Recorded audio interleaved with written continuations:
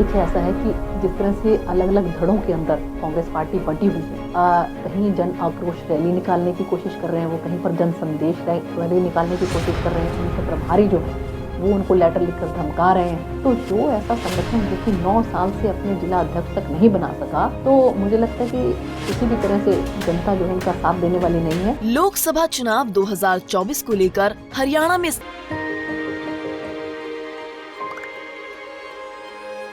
मिलके हम पंजाब को रंगला पंजाब बनाएंगे और बिजली के मामले में पंजाब को सरप्लस बनाएंगे। 24 घंटे बिजली रहिंदी है जी, कोई दिक्कत नहीं बिजली दी सानू। गरीबां दा जिउण दा स्तर जिहड़ा जीवन ਉੱਚਾ ਪੱਧਰ ਦਾ ਕਿਵੇਂ ਚੱਕ ਸਕਦੇ ਹਾਂ, ਇਹ ਸਾਡੀਆਂ ਪ੍ਰਾਇੋਰਟੀਜ਼ ਨੇ। ਮੇਰੇ ਤੇ ਯਕੀਨ ਤੁਸੀਂ ਕੀਤਾ ਤਾਂ ਯਕੀਨ ਰੱਖਿਓ, ਮੈਂ ਤੁਹਾਡਾ ਯਕੀਨ ਕਦੇ ਟੁੱਟਣ ਨਹੀਂ ਦਊਂਗਾ।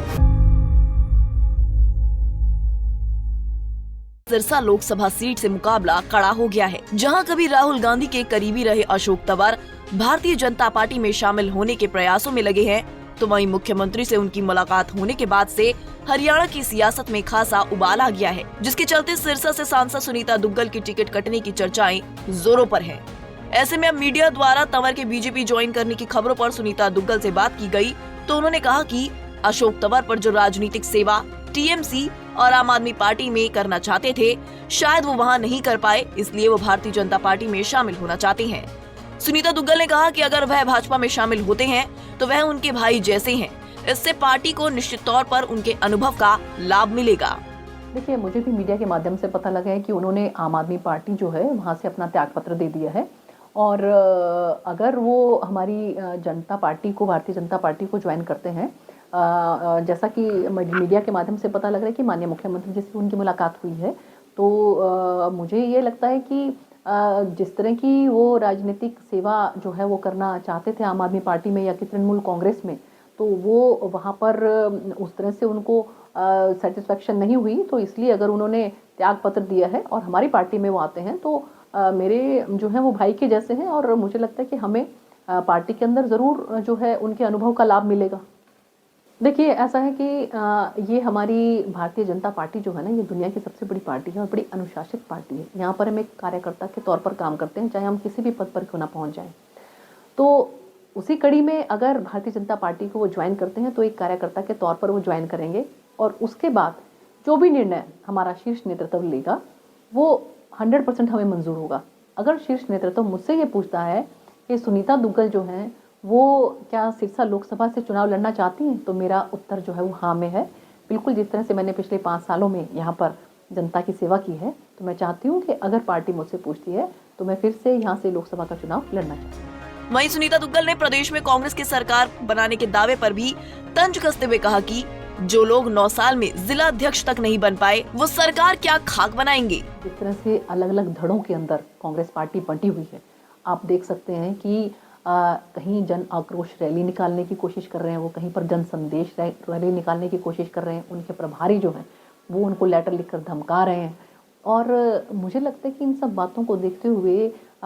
जिस तरह का इन लोगों का आपस में सत्ता को लेकर एक ज़बरदस्त जो है आपस में सर फुटोवल इनकी चल रही है, वो आपने इनके कभी भी संगठन के कोई कार्यक्रम है उसमें भी आपने देखी होगी। तो जो ऐसा संगठन जो कि 9 साल से अपने जिला अध्यक्ष तक नहीं बना सका, तो उनकी जो है आपस में सत्ता की लड़ाई सब देख रहे हैं। तो इसलिए जनता इन बातों को समझती है कि कौन सेवा भाव से राजनीति में है और कौन जो है वो सत्ता की प्राप्ति के लिए राजनीति में है। तो मुझे लगता है कि किसी भी तरह से जनता जो है इनका साथ देने वाली नहीं है। जैसे पिछले राज्यों के अंदर जो इनकी हालात हुई हैं, उसी तरीके से जो है आने वाले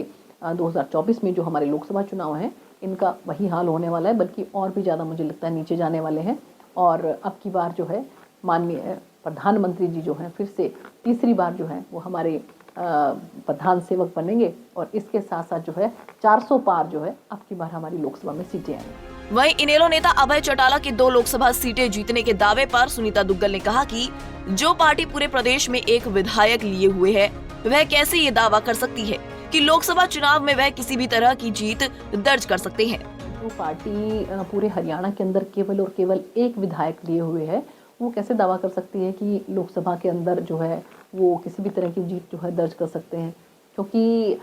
उसमें भी अगर आप देखें तो जो बाई इलेक्शन हुआ था उसके अंदर जो है वो मार्जिन और भी ज़्यादा कम हो गया था। तो ऐसे उसमें मुझे लगता है कि ये अतिशयोक्ति है ये कहना कि हम लोकसभा की सीटें जो हैं वो जीत पाए। वहीं लोकसभा चुनाव लड़ने के सवाल पर सुनीता दुग्गल ने कहा कि अगर पार्टी उनसे पूछेगी कि क्या वह दोबारा सिरसा से लोकसभा चुनाव लड़ना चाहती हैं, तो उनका जवाब जरूर हाँ ही होगा। अब सुनीता दुग्गल ने अपनी दावेदारी पेश कर दी है, लेकिन आलाकमान इस पर क्या फैसला लेता है ये तो वक्त ही बताएगा। सिरसा से सतनाम सिंह, पंजाब केसरी टीवी। हमसे जुड़े रहने के लिए हमारे YouTube चैनल को सब्सक्राइब करें और नई वीडियो की नोटिफिकेशन के लिए बेल आइकॉन को दबाएं। अगर आप ये वीडियो Facebook पर देख रहे हैं तो लाइक जरूर करें और ज्यादा से ज्यादा शेयर करें। धन्यवाद।